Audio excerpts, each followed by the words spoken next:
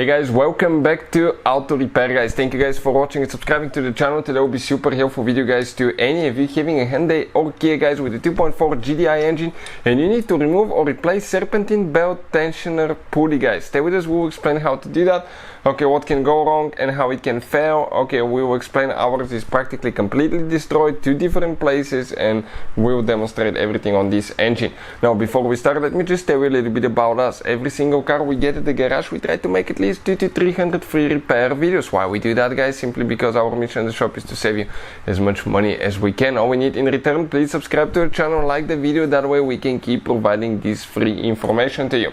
Now if you need to buy any parts, tools for a really good price and quick shipping as well guys, check out the link in the description of the video below and you can see where we get all our tools from. So with that, let's explain how to do that now. With the engine out of the car, we can clearly show you, otherwise almost there is no room to show you guys how to do that. Now before we start, I just remember many of you have been asking us in the comment section below to share information about the diagnostics that we use here at the shop. This is the one, works on Hyundai, Kia and almost any car you can think of. I'll put the link in the description of the video below if you want to check it out. Current price, features, all that will be listed there. So now this is the tensioner pulley. Okay, that's your tensioner pulley. It's everything, it's automatic tensioner pulley, it's not manual. So it has a big spring that applies constant pressure to the serpentine belt. It can fail in a few different ways. One is the bearing here. Number two, it can fail the spring on the backside, or the spring can get soft and not have enough tension. So 14mm socket you get on the pulley, you go counterclockwise and you can release the belt.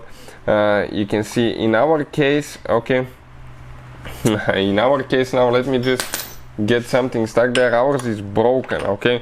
It shouldn't go all the way to the back, but ours does. As you can see, ours does. Okay, it should stop about right here and now it's hitting the other pulley. So how do you replace it? Okay, you have that bolt here that's counterclockwise. Okay, you go clockwise. It's a reverse threaded bolt. You go clockwise to get it loose. So we're going to go ahead, okay, remove it now.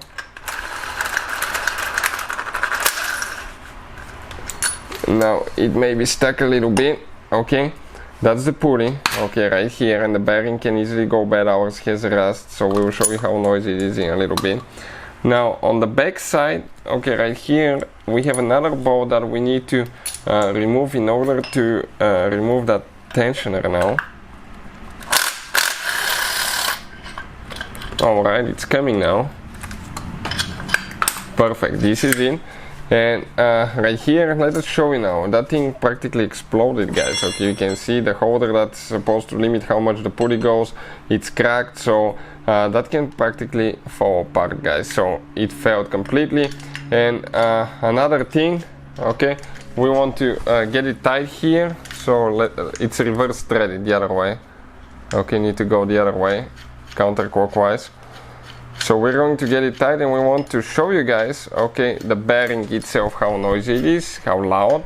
Okay, so let's just get it tight. Perfect. So definitely guys, okay, that pulley is shot. So now we are going to get the new one.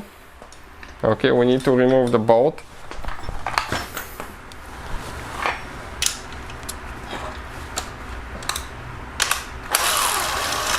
Perfect. Now one thing that we need to explain, you can see right here you have one hole, that little bitty hole.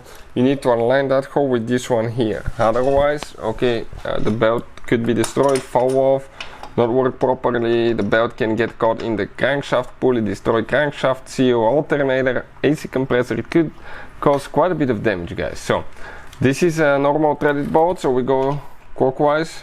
Okay, to get it tight we just need to get the right socket. Perfect.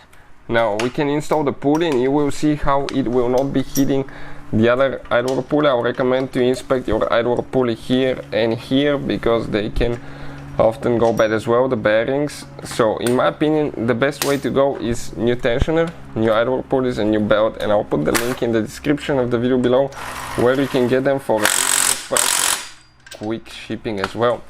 So Only thing left, let's go ahead and install the belt now. You gotta make sure that it aligns in all the different grooves here. So this time we go clockwise, counterclockwise, excuse me, to compress the tensioner.